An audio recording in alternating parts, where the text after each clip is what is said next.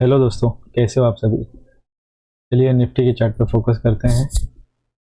और दोस्तों आज मॉर्निंग के सेशन में कहीं मैं बाहर था एंड कुछ प्लान तो मेरा सेलिंग साइड का ही था कल। बट अनफॉर्चुनेटली मैं ट्रेड लेकर भी ट्रेड को ज़्यादा होल्ड नहीं कर पाया, बिकॉज मैं फ़ोन से ट्रेड कर रहा था और ट्रैवल कर रहा था, तो काफ़ी फोमो वाला माहौल मेरे लिए बन रहा था। तो मैंने एक ट्रेड तो लिया था ऑलमोस्ट। अगर आप देखो तो ट्रेड मैंने जैसे ही ट्रेड लिया था, फर्स्ट ट्रेड मेरा शायद लॉस में गया एंड सेकंड ट्रेड में मैंने उसको रिकवर तो कर लिया। उसके बाद मैंने ट्रेड नहीं किया, सोचा जब डेस्क पे पहुंच जाऊंगा तब ट्रेड करता हूं। ठीक है। एंड रही बात अब चार्ट की, तो चार्ट पे हम लोग देखते हैं कि पहले तो देखते हैं कल चार्ट मार्केट ने क्या बनाया था। कल का अगर आप चार्ट देखोगे, कल मार्केट ने सेलिंग की, सेलर्स को निकाला, फिर सेलिंग किया, ठीक है, फिर वापस से सेलर्स को निकाल दिया। यानी जो अपर साइड है, इस लेवल पे जो भी थे, कुछ ज़्यादा सेलर के स्टॉप लॉस नहीं है, इस वजह से मार्केट इस रेंज में घूम रहा है।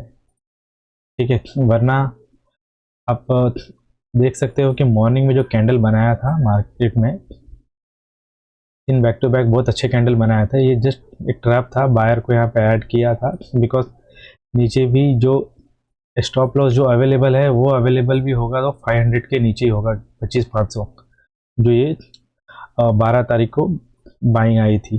करेक्ट। तो मार्केट अब कंफ्यूज्ड है कि एग्जैक्टली करे क्या। मार्केट इस पोजीशन में ऐसा है कि नीचे जो है सेलर्स बायर्स के जो एसएल काफ़ी दूर है, और जो आसपास में जो बायर को ऐड किया था उनको मार्केट अब धीरे धीरे निकाल चुका है। कुछ यहाँ पे सेलर्स जरूर आ गए होंगे मार्केट में इस ब्रेकडाउन में, और कुछ सेलर्स यहाँ पे भी हो सकता है इस रेजिस्टेंस को देखकर सेलिंग किए होंगे। ठीक है। अब सेलर्स बैठे होंगे मार्केट में। अब खाली मार्केट में एक डाउट बना हुआ है, जो मैंने अपने प्रीवियस वीडियो में भी बताया था। जो 12 तारीख को जिस ऑपरेटर ने या फिर बड़े प्लेयर ने मार्केट जो घुमाया था यहाँ पर, अगर ये बड़ा प्लेयर सच में बैठा है तो ये इसके आसपास पोजीशन के, अगर ये मार्केट आता भी है ना इसकी जोन में, तो ये पैसा लगाएगा, वापस से मार्केट को ऊपर ले जा सकता है। सब्जेक्ट है अगर अगर ये बड़ा प्लेयर लाइव है तो। ठीक है। और ये जस्ट एक रिट्रेसमेंट था, बिकॉज मार्केट कंटिन्यूसली सेलिंग आ रहा था, एक रिट्रेसमेंट दिया, यानी कि जो सेलर से मार्केट किसी को अपने साथ ज़्यादा देरी तक बैठने नहीं देता है। 2 दिन बैठा है, एक दिन निकाल दिया, उसके बाद सेलिंग में कंटिन्यूस जाने की कोशिश कर रहा है। अगर वैसा है बात है तो बात की बात है, और एल्स हमें सेलिंग दिख जानी चाहिए अगर ये रिट्रेसमेंट था तो। देखते हैं हमारे लिए कोई ट्रेड अगर बनता है, अपॉर्चुनिटी बनती है, तो हम इसमें पार्टिसिपेट वापस करेंगे। अभी तो हमारा ट्रेड जो है वो कॉस्ट टू कॉस्ट पे ही है। ठीक है, मिलता हूँ आपसे। और दोस्तों अगर आप देख सकते हो तो पोजीशन में काफ़ी जो निफ्टी का चार्ट है वो अब रिवर्स करने की कोशिश कर रहा है। उसकी जो पोजीशन है अब रिवर्स में जा रही है। जैसे कि मैंने बताया था, अगर यहाँ पे ये कोई बायर अच्छा कोई बैठा है तो वो मार्केट को ज़्यादा नीचे नहीं ले जाने देगा। और जिस हिसाब से सेलिंग भी मार्केट में आ रही है, जिस स्पीड से जा रही थी सेलिंग, वो सिर्फ ऐसा लग रहा था कि सेलर्स को ऐड कर रहा है बिफोर गोइंग अप। तो यहाँ पर हम एक पार्टिसिपेट करेंगे ट्रेड में। ठीक है। एंड देखते हैं अगर हम इस जो बायर है, यहाँ पे जो बायर बैठा है, उसके बेस पे हम यहाँ पर पैसे लगाएंगे कि मार्केट को 25,800 की वो रैली कराएगा। ठीक है। और मार्केट में एक प्राइस एक्शन भी दिख रहा है, अगर आप देख सकते हो इस लेवल पे एक रेजिस्टेंस है, और ये जो डॉटेड लाइन है वो क्लोजिंग प्राइस है। तो यहाँ पे कुछ रेड कैंडल्स वगैरह बनेंगे। जो रेड कैंडल्स बनेंगे, अगर समझ में आता है तो उसी रेड कैंडल पे हमारी एंट्री होगी। ठीक है। बस खाली उसके पहले ही मार्केट निकल ना जाए, बिकॉज क्या है कि जो ये क्लोजिंग प्राइस है इसी के हाई के ऊपर ही सबका एसएल अवेलेबल होगा इन सेलर्स का। तो ये क्या है कि कुछ और रेड कैंडल्स वगैरह बनाएगा, यहाँ के जो सेलर्स किसी को एवरेज वगैरह कराएगा और नए सेलर्स को ऐड करेगा, फिर सबको एक साथ लेकर अगर जाना है तो ऊपर चला जाएगा, जिसमें शायद हमारे पैसे बनने हो तो बन जाएंगे। ठीक है, अब ट्रेड लेता हूँ तो दोस्तों डायरेक्ट अपडेट करता हूँ मैं आपको। दोस्तों यहाँ पे मैं एक ट्रेड बना लेता हूँ, बिकॉज क्या है कि अगर मार्केट को जाना है तो यहाँ से चला जाएगा। ठीक है, इसके नेक्स्ट 5 वाले कैंडल में अगर निकलना हो तो मार्केट निकल सकता है, अगर नहीं निकलना है, अगर सेलिंग को कंटिन्यू करना है तो वो हम गलत हो जाएंगे उस डायरेक्शन में। ठीक है, तो हमने यहाँ पर बाइंग का रिस्क लिया है और ऑलमोस्ट 1:1 का ट्रेड होगा। ये 60 पॉइंट का हमारा टारगेट होगा और 60 पॉइंट का ही हमारा एसएल होगा।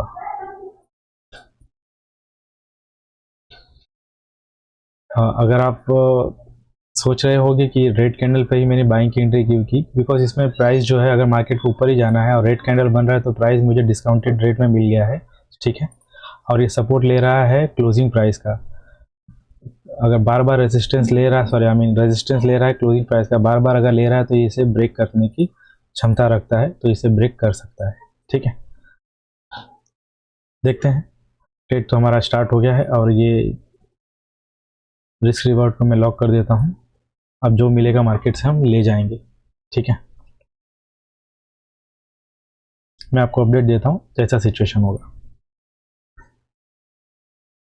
दोस्तों आप देख सकते हो अभी हमारे पोजीशन में कुछ अच्छा प्रॉफिट चल रहा है। ऑलमोस्ट हम लोग 50% जो हमारा टारगेट है उसको ऑलमोस्ट अप्रोच कर चुके हैं। ठीक है, अब एक रेजिस्टेंस लेवल फेस कर रहा है मार्केट।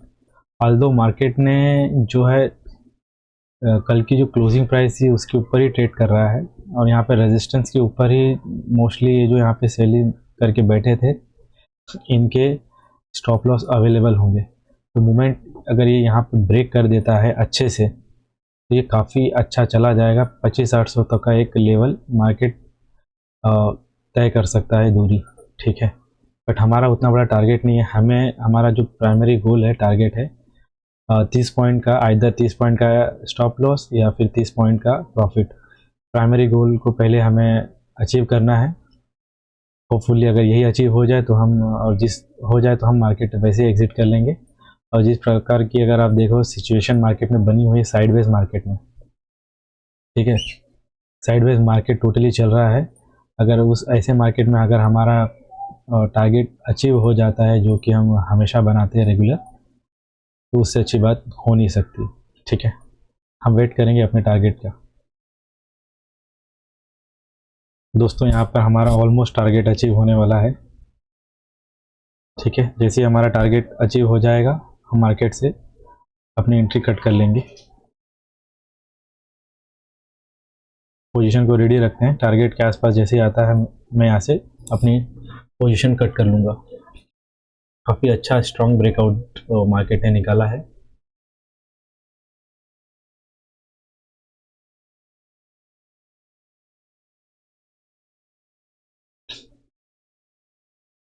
अभी 2 मिनट बाकी है इस कैंडल को क्लोज होने में।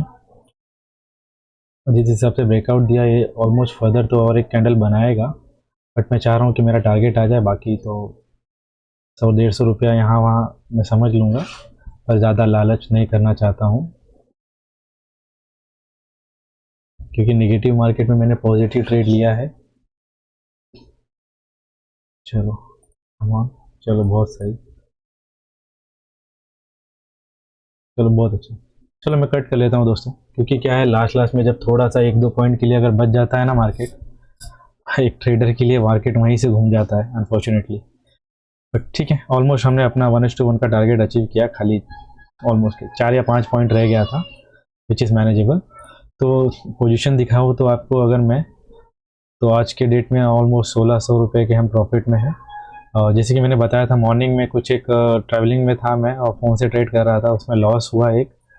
एंड फिर वापस से ही मैंने सेलिंग में पोजीशन लिया था जिसमें 900 रुपये मैंने रिकवर कर लिए। ओवरऑल 170 या 80 रुपये माइनस में था। उसके बाद ये 1800 रुपये का जो ट्रेड चला है मेरा, उससे मैं प्रॉफिट में आज डे को क्लोज कर रहा हूँ।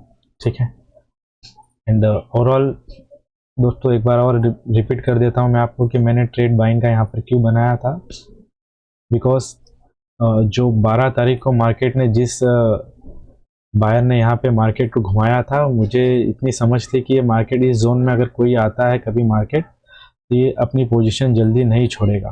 ठीक है, तो ऑलमोस्ट कल के डेट में भी अगर आप देखोगे इस लेवल में जब मार्केट आया था यहाँ पे घुमा दिया, एंड आज जिस प्रकार से स्लो सेलिंग आ रही थी, तो कहीं ना कहीं डाउट बना रहा था कि ये मार्केट को वापस अब घुमा सकता है पैसे लगा के, बिकॉज सेलर्स को यहाँ पे इकट्ठा कर लिया था।